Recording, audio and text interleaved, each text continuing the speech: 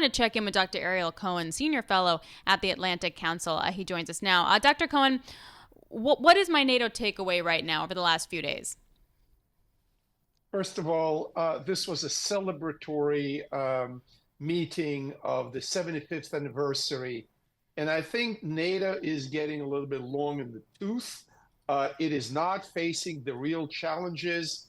I would like to see much more vigorous leadership there that you and I may agree or disagree whether President Biden provided it.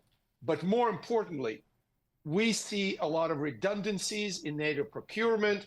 We see shortages of equipment and materiel.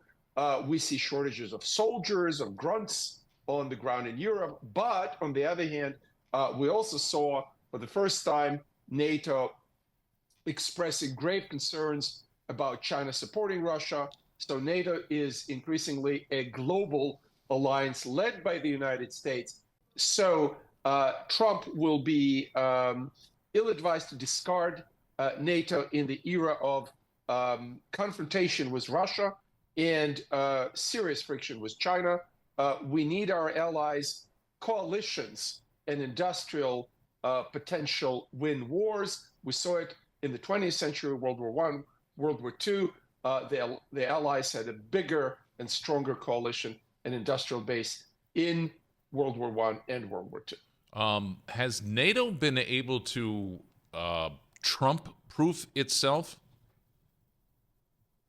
NATO is not sufficiently Trump-proofing.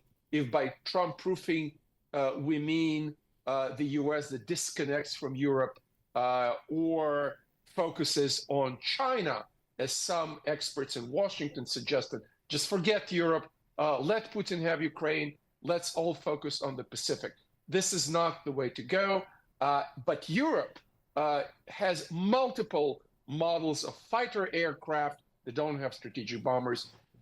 They have multiple models of main battle tanks and insufficient production of 155 millimeter shells, not enough missiles, although they're capable of producing the missiles and the drones we need in today's world.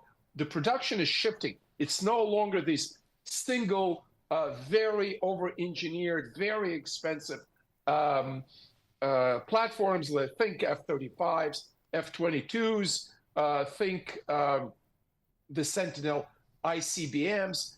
We need mass production of cheap drones, and this is something China may excel in.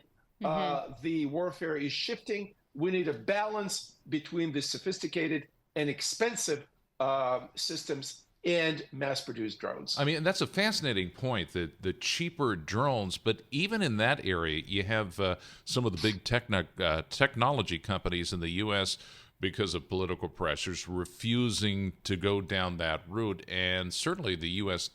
defense industry may not have the wherewithal in terms of spending to develop the drones that could potentially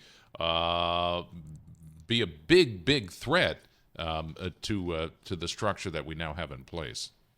Well, think about the current naval structure: 12 tabletops, aircraft carriers, flat tops. Each one costs billions and billions of dollars and many more billions to protect, and can be taken out by a swarm of drones, even to go into sci-fi area that ceases to be sci-fi. An AI-controlled swarm of drones taking out an aircraft carrier. Think about the consequences. 6,000 plus sailors and soldiers on that aircraft carrier, and massive escalation in the Pacific, for example. Think about these $2,000 drone taking out a $2 million tank in Europe. Ukrainians are planning to produce 1 million drones. The Russians are planning to produce 2 million drones. And now Russians are getting technology from unexpected sources like Iran and North Korea and China, by the way. This is the reason for NATO mentioning China so sternly and severely in the NATO document. So the shift of warfare and production is moving very fast.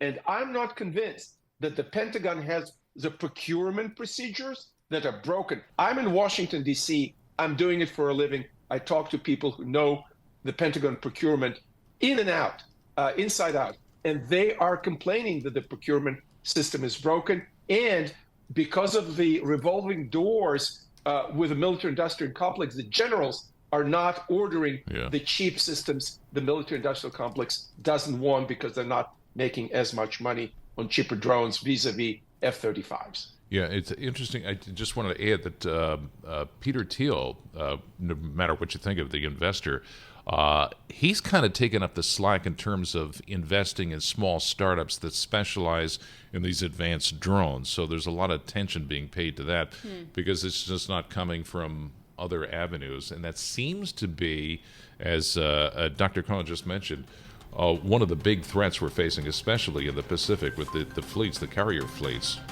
So take that for what it's worth. This is the Bloomberg Intelligence Podcast, available on Apple, Spotify, and anywhere else you get your podcasts.